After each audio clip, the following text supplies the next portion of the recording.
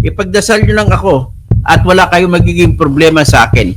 Kasi kung bakit ko sinusugal ang sarili ko rito kahit marami na gustong pumatay sa akin. Katotohanan laban sa kasinungalingan. Why are we just looking at the victims of injustices and oppression here in the country? Jing Kapil, kapal mukha ng Purak, Pampanga. Ngayon sinusugal ko na po ang aking sarili para sa buong Pilipinas at lahat ng mga Pilipino. Okay, andito naman tayo po sa patuloy na pagsisiwalat at pakikipaglaban sa katarungan at ang ating pakay po rito ay birahin ang mga magnanakaw para matigil na once and for all ang pagnanakaw. Kasi kung bakit ko sinusugal ang sarili ko rito kahit marami na gustong pumatay sa akin. So we're here to stay. Ito naman po, tinututok ko po ngayon kay Mayor Jaime Jing Kapil, kapal mukha ng Purak, Pampanga. Kasi nagpa-interview pa siya, nagsasabi siya na kakasuhan niya ako. Well, welcome po ang kaso. Huwag lamang pong patayan, okay? Kaso-kasuhan lamang tayo. At malaman natin kung paano kayo mananalo sa ebidensya. Ang mangyari dito, katotohanan laban sa kasinungalingan. Kung kayo'y kumaso, kakasuhan ako Lito Lapid, dyan sa NBI, Sampadio. So, ang nangyari dito, ang bitbit na ebidensya ni Lito Lapid ay kasinungalingan laban sa ilalaban ko sa kanya na katotohanan. Ganun po ang mangyayari dito. Kaya po, sa inyong lahat, ipagdasal nyo lang ako at wala kayong magiging problema sa akin. At tuloy-tuloy, ito lang aking serbisyo na papansin ko na kasi, itong bayan natin, malulugbok na po ito. Bakit?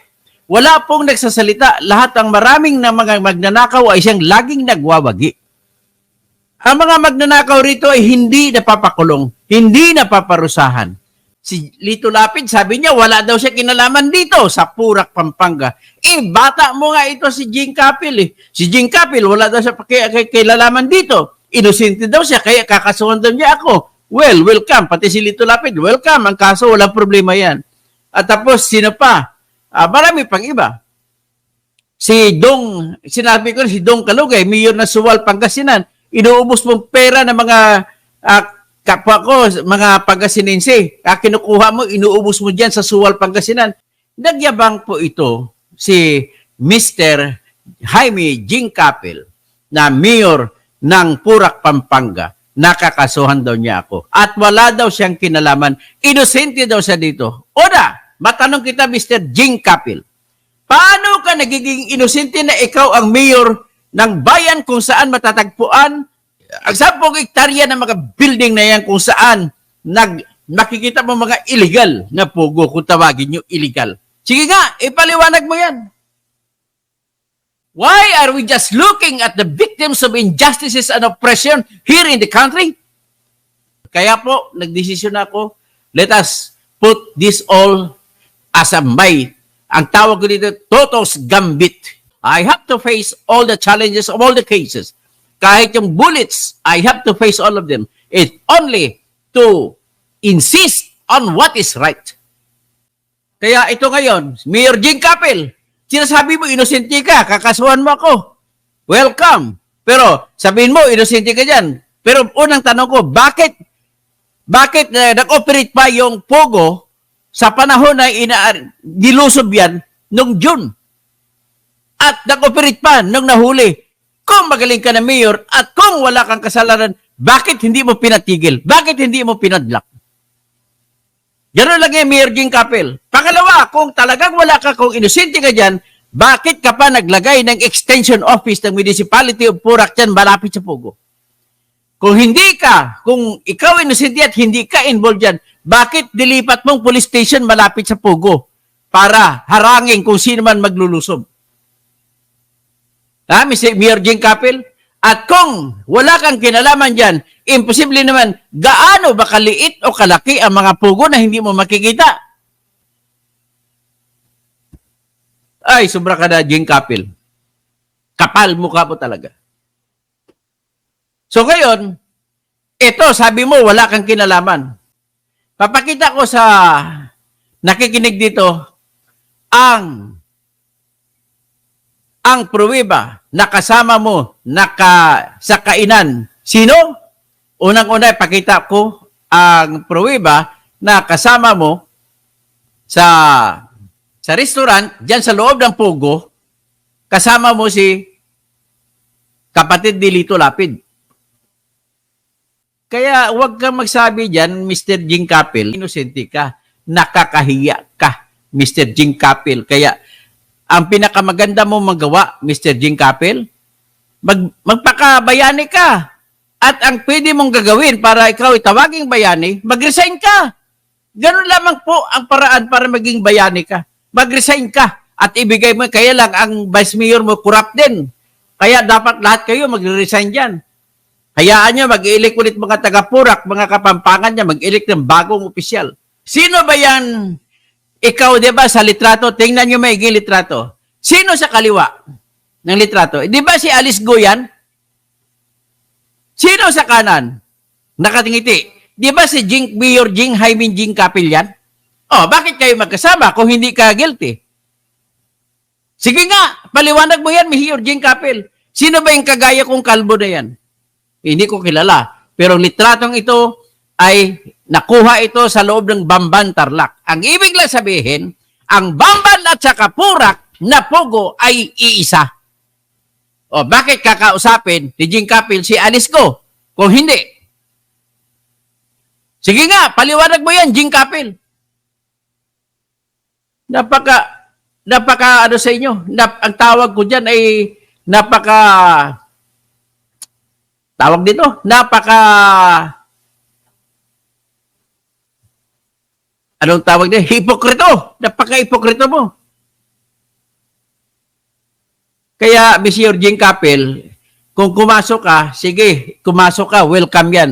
Huwag ka nalang sumama sa sinasabi ni Lito Lapid na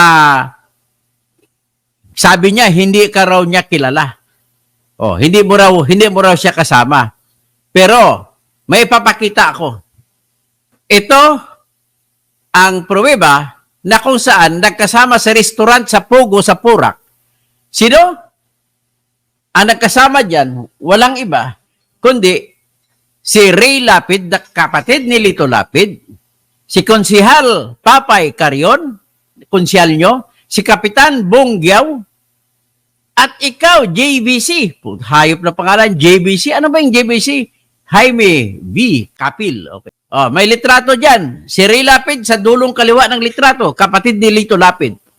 Ha? Si Konsihal Papay Carion. Ayan, kasunod. Tapos si Kapitan sino ba ito? Donggiaw. Bonggiaw. Tapos si Jaime V. Capil. So, paano mo ngayon mapapaliwanag yan, Mr. Capil, na wala kang kasalanan dito? Sige nga. Paano mo paliwanag yan? O ito. O, sino yan? Si Jing Capil na sa gitna. Ang kasama mo si Roberto Cruz and second from the left. Yan si Roberto Cruz. Yan po ang lumalabas sa pangalan na may-ari ng lahat ng lupa na 106.4 hectares kung saan tinayo yung Pugo sa Purak na 10 hectares. So, ano ngayon yan, Mr. Jing Capil? O, Lito Lapid, ano yan? Andito ang kapatid mo. Bakit sa loob kayo ng restaurant dyan sa Pugo kumain? Sige nga, ipaliwanag nyo kung bakit gano'n. Ang hirap sa inyo. Sinungaling talaga kayo. O, yan naman ha. Welcome, Asinso Garantisado sa Bamban Tarlac. Ang incident event na ito, nakuha ito sa litrato sa Bamban Tarlac. Ayan sa kaliwa, yan si Alice Go. Yan, sa kanan, yan si Jing Capil. So, paano ngayon to masasabi to? Na gumawa ka pa ng extension office dyan sa malapit sa Pugo, sa loob ng Grand Palacio na pag-ari ni Roberto Cruz. O, yan, extension office ng Purak Municipality na malapit sa Pugo. O, bakit ka pa tayo dyan kung hindi ka involved? Ha? Kung hindi ka guilty, Mr. Jing Capil, bakit mo nilagyan ng extension office ng munisipyo ng Purak, Pampanga, dyan sa halos katabi ng mga Pugo? Sige nga, sagutin mo ako, Mr. Jing Capil, bago ka kumasok. Ang hirap sa iyo, gusto mo pa kumasok, gusto mo palabasin na inosente ka. Yan ang problema sa inyo. So, ngayon, ano pa ba ang ibang problema mo dyan, Mr. Jing Capel? Ha? Hinayaan mo pa mag-operate, wala nang lisensya, pero hindi mo hinuli, hindi mo pinadlock yung opisina. So, ngayon, ladies and gentlemen, I am appealing to all of you. Ngayon, sinusugal ko na po ang aking sarili para sa buong Pilipinas at lahat ng mga Pilipino.